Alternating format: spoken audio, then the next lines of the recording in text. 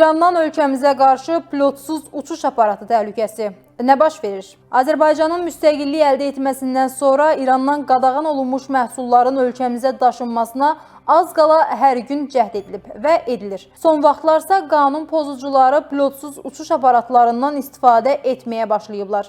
Bu sözləri hərbi ekspert Üzeyir Cəfərov İrandan pualarla ölkəmizə narkotik daşınmasına cəhdlə bağlı xəbərləri şərh edərkən deyib. Ekspertin sözlərinə görə Dövlət Sərhəd Xidməti İran tərəfi ilə bir neçə dəfə həm rəsmi, həm də qeyri-rəsmi görüşlərdə bu məsələni gündəmə gətirib. Bilirik ki, narkotik qaçaqmalçılığı böyük bir şəbəkə tərəfindən həyata keçirilir. Onlar müxtəlif texnologiyalardan istifadə edirlər. Lakin Dövlət Sərhəd Xidməti ən müasir avadanlıqlara sahibdir.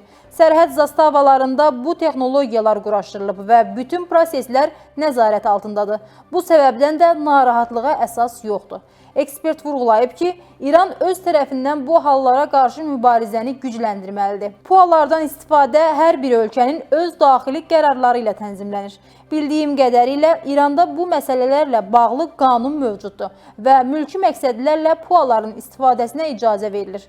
Onlar əsasən kənd təsərrüfatı, meşə və əkin sahələrinə nəzarət məqsədi ilə tətbiq edilir. Bəzilərinin müəyyən yük götürmə qabiliyyəti də var. Görünür, İran sərhəd ərazilərdə yük götürmə qabiliyyəti olan puaların alınması və istifadəsinə yenidən nəzər salmalıdır. İsrailin şok planı.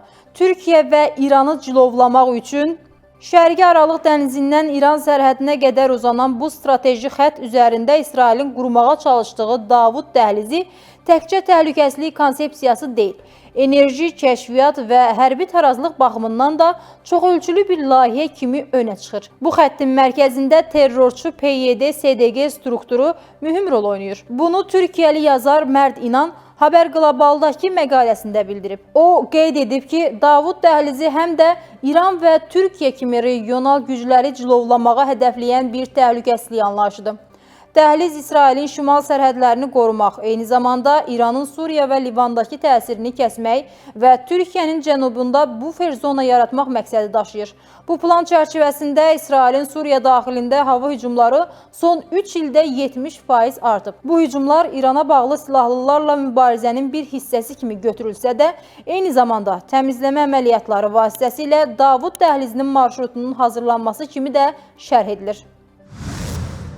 Nikol Bakının şərtini bu vaxt yerinə yetirəcək. Paşinyan nə qədər hiləgər olmağa çalışsa da, manevr taktikasına əməl etsə də, o, konstitusiyanı dəyişdirməli və sülh sazişi imzalamalı olduğu bir vəziyyətə düşə bilər. Bunu Moskva-Bakıya müsahibəsində Rusiyalı hərbi ekspert Aleksandr Perenjiyev deyib. Bu elə bir vəziyyət olacaq ki, İrəvan daha yeni nəsə fikirləşə və ya konstitusiya ilə bağlı referendumu təxirə sala bilməyəcək. Ümumi vəziyyət, o cümlədən Cənubi Qafqaz üçün elə inkişaf edə bilər ki, İrəvanın sadəcə olaraq konstitusiyanı dəyişdirməkdən, sülh sazişi imzalamaqdan başqa gedəcək yeri qalmayacaq. Hazırda isə Ermənistan və Qərbin müxtəlif oyunları davam edir. Onun sözlərinə görə, Ukrayna ətrafında münaqişə bitdikdən sonra İrəvanın tez bir zamanda melodiyasını dəyişməsi ehtimalı yüksəkdir. Rusiyanı tənqid etməyi dayandıracaq və kollektiv təhlükəsizlik müqaviləsi təşkilatına qayıdacaq.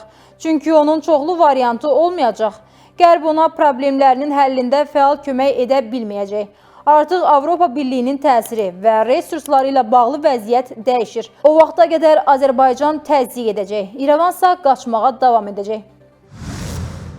Ermənistan dövləti ləğv ediləcək. Rəsmi Bakı 300 min Azərbaycanlının qayıdışını təmin etmək istəyir. Daha sonra türklər və kürdlər Ermənistana gətiriləcək. Bunu erməni tarixçi Armen Ayvazyan deyib. Bunun ardınca onlar məscidlərin açılmalı olduğunu deyəcəklər. Nəticədə Ermənistan ləğv olunacaq. Yaxud, məsələn, dərslikdən Artsaq sözünün çıxarılmasını, tarixi romanlarımızın silinməsini istəyəcəklər.